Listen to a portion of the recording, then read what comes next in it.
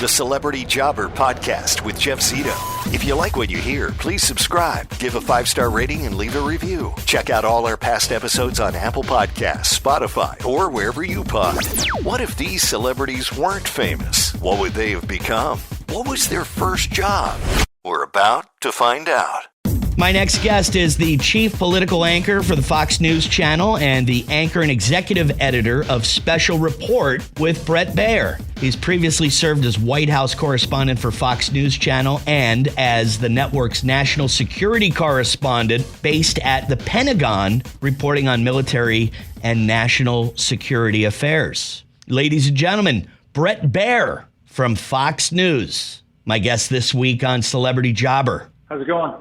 Oh, pretty good. How are you? I'm good. You know, I was just reading your biography, and I missed an important one here. Number 1, New York Times best-selling author. And I think to myself, like, the question, what in the hell did I do wrong in my life, starts immediately popping into my brain.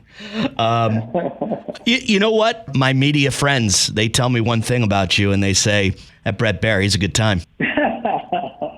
There you go. Yeah. There you go. I know. So tell me a little bit. Tell me a little bit about, I'm from Jersey. I understand you're from Jersey. And I can tell you my dad was like a land developer. He was bidding on a piece of property in Rumson. He was going to subdivide it and put condominiums on it. He got outbid by the boss, Bruce Springsteen. So I can tell you, I know Rumson is a nice place to grow up.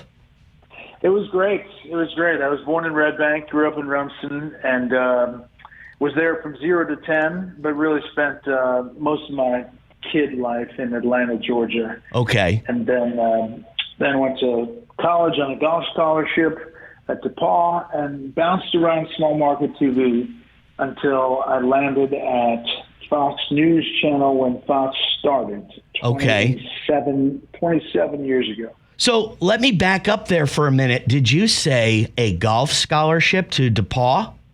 Yes, sir. Wow. So what was your handicap in high school? I was right at scratch, and I was, playing on the team, and it was a lot of fun. Went to the NCAAs. It was great. Man, oh man, I was on the golf team in high school too. Here's where our similarities end, Bret. But you've been through so much. So you went to high school in Atlanta, Georgia. But what, if you don't mind me asking, what kind of business were your parents, your mom and dad, into? Yeah, so my dad was a petroleum guy. He worked for Sunoco and then started his own company. My mom was a travel agent, and so we bounced around. Okay. But then I went to college and for English and political science, and then got the bug for TV stuff, and I interned at CNN, and I bounced around small market TV. A bunch of different places. Hilton Head, South Carolina, Rockford, Illinois, Burlington, Vermont, Raleigh, North Carolina, and then started with Fox when Fox started. So it was college when you figured, TV journalism was the angle that you wanted to go in? I actually interned at WSB in Atlanta in high school, and kind of fell into that. I was the sports editor of the paper in high school, and figured that that might be the way I go. But in college, I was the anchor of the college TV station. So with all of these little stops, because I've been in the radio biz for a good 30 years too, and I could tell you, I've been bounced around quite a bit. With all of these little stops, what do you think? I mean, I think I know without even asking you, but can you tell me about your big break and if that was just a particular moment, Fox News giving you a call, or if it were a couple of things that led up to that moment? Yeah, I mean, I had a couple of big stories in different places. Rockford, Illinois got me to Raleigh, North Carolina. I covered a big tornado that went national, coverage for CBS, the WRAL in Raleigh.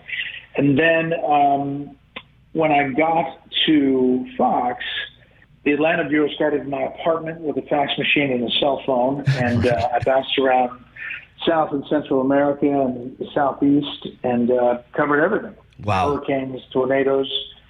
But I guess 9/11 was the biggest thing.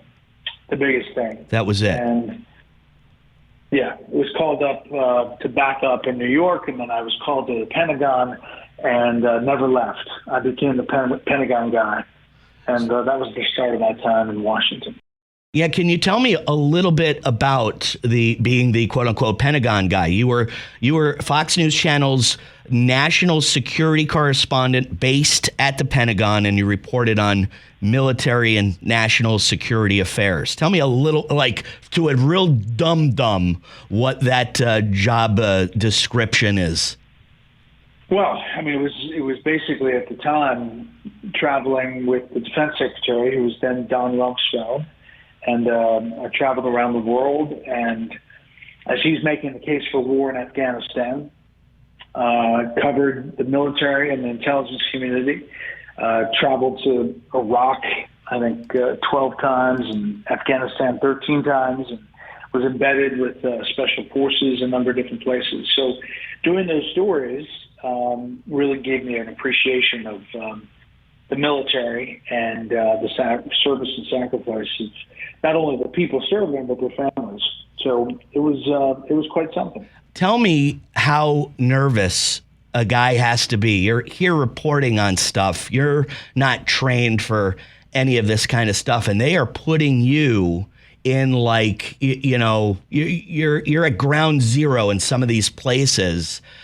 Did your nerves ever get the best of you in a few of these situations? Yeah. I mean, there were times where it was hairy. I can remember in Baghdad a couple of times going around with generals, and there were firefights and things happening. Helicopters got fired on, all kinds of stuff. So yeah, it was. It's nothing like they face every day. Right. But you're in the middle of it, so reporting it. At any particular point, Bret, when one of those things are happening, you almost like, call your family, call your wife and be like, I don't know. I don't know if I'm cut out for this. Do you ever second guess? Is there any like really close call that really got to you that you were like, I don't know. I don't know if this is my thing.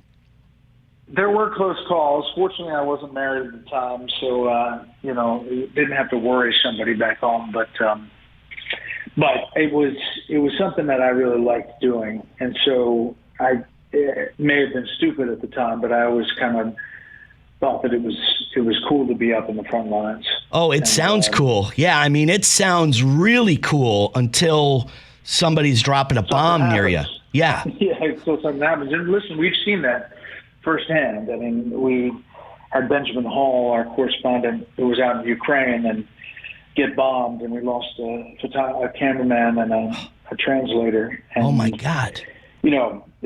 It's a dangerous stuff. And right now, you see Trey Yingst and his crew out there in Israel and facing stuff day to day as that's ongoing. So, being a war correspondent is no joke. No, I only did a few trips here and there. Most of my time was back at the home front, either at the Pentagon or the White House. But I have real respect for what they're doing. Oh, yeah. What was your first job, Bret, like before any of this? Maybe it was in Atlanta, maybe it was in Rumson, but what was your very first paying gig? My first paying job was cutting lawns for about 12 lawns, and then I became a caddy at a golf course, and those are the big jobs. But as I went along, small market TV, I was a bartender, and I delivered food at the same time. And as I was a reporter in South Carolina, I delivered food and was a reporter. So I got my story done. I put the tape out, and then I delivered food. And I'd go to somebody's door and say, hey, how are you? And they said, aren't you the guy on Channel 6? I'd say, yeah. I'd say, yeah. Did you order the calzone? Oh, man. Was that embarrassing? Man, that was embarrassing, wasn't it? It was good. It was just, you get from point A to point B. I know, but I remember losing one of my radio gigs, and I'm in a bar, the Cock and Bull, pouring beers, and I remember somebody going, Zito, hey, what are you doing here? And I just remember feeling like Fred Flintstone when Mr. Slate's yelling at him, and he shrinks to about 1.5 feet tall. It's like, oh, man, it humbled you real quick, man. I'll tell you that much. But let me tell you, this book is something I'm really proud of. It's the 5th of these presidential books, and this one looks all the way back to the founding. And I think it puts people in the room, and we could stand to look back at our founding to realize where we've been and where we're going to go. So, #1 New York Times best-selling author. I think this is incredible. I don't know when you started writing, but yes, I wanted to get to this book, obviously.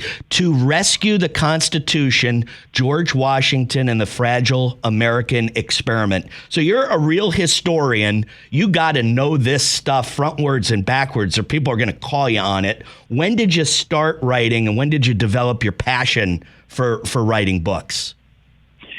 Yeah, so my first book, this is the 6th book, and the first book was about my son's journeys with open heart surgery. Yes.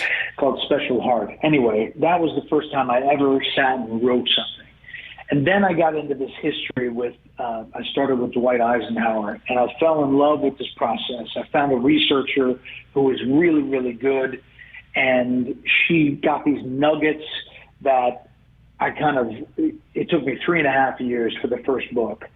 And I found a co-author who I write with back and forth, and we ping pong and use the researcher's stuff, and found this style of putting the reader in the place, right? So it's sort of like a mini series is how it reads, but it is our history. So I did Dwight Eisenhower, I did Ronald Reagan, I did FDR, Churchill, and Stalin, and then the last book was Ulysses S. Grant, and I decided this book would go back to the beginning and an overlooked part of the Constitutional Convention where our government was founded. And hopefully people find it, really, if you like history, this is your book 100%. If you don't, this is very readable and something that I think you'll really enjoy. And it's probably pretty timely, as we are where we are in the world, with the election coming in 2024, to rescue the Constitution. Those words right there kind of just jump out at you. And, I think it's something that a lot of people would be interested in, man. Yeah, listen, I researching this, it gave me hope. Not because the beginning of our country was really easy or smooth. It was because it was chaotic. It almost fell apart numerous times. And that dissent that we face is kind of built in our cake. It's who we are. But we're also about getting to union. So meshing dissent and union is really what Washington did. And I think it's really timely as we get ready for what's going to be a very contentious election and a very partisan place. But there's hope. We've been dark places before. We can get through a lot. Wow. You're giving me hope right now. Just tell me. Chief political anchor for Fox News Channel, the anchor and executive director of Special Report with Bret Baier, and #1 New York Times bestselling author, the book To Rescue the Constitution, George Washington and the Fragile American Experiment. Available everywhere, Bret? Everywhere. Okay. BretBaier.com has all of it on there, but you can go to Amazon, any place books are sold. It's out there, so check it out. Bret, next time you're in Tampa, I've got an inn. My brother runs Avila, which is a pretty good golf course here in Tampa. Ring me up. I'm about a 12 or 13 now, but I won't hold you up. I'm a giving 3. I'm a walking wallet, essentially. Awesome, man. Great talking to you. All right, have a good one. Thanks so much. I thought it was pretty interesting to hear that his big break came during 9/11. Think about that for a minute. I mean, that was one of the most traumatic moments in time that our country and a lot of people have ever been through before. I mean, if you lived up in New York City, if you didn't live in New York City and you're watching it on TV, it just affected you as a human being and as an American. That was what put him center stage. And that's what really got him to where he is today. So Bret came from some kind of money from Rumson, New Jersey. When I told that story about my dad bidding on a piece of property that he was going to put a bunch of office buildings or condominiums on, and Bruce Springsteen outbid him for the same piece of property and just put his house on it, I knew that Rumson was a well-to-do area. Bret's father was in the oil business. Mom was a travel agent. Bret gets a golf scholarship to DePaul University, graduated in 1992 with a BA degree in political science and English. He said that TV journalism, that's really what he wanted to focus on. He got the bug, as he said, and then jumped around from station to station. What I really thought was interesting about Bret, first job, mowing lawns. He had 12 lawns in the neighborhood that he was cutting and, caddying at a golf course. But he had other little gigs while he was still trying to get to where he is. He was a bartender, he said, when he was at one TV station. He was delivering food while he was at another TV station. One time he said he was like delivering a pizza or something to somebody, and they're like, "Hey, aren't you Bret Baier from Channel 6?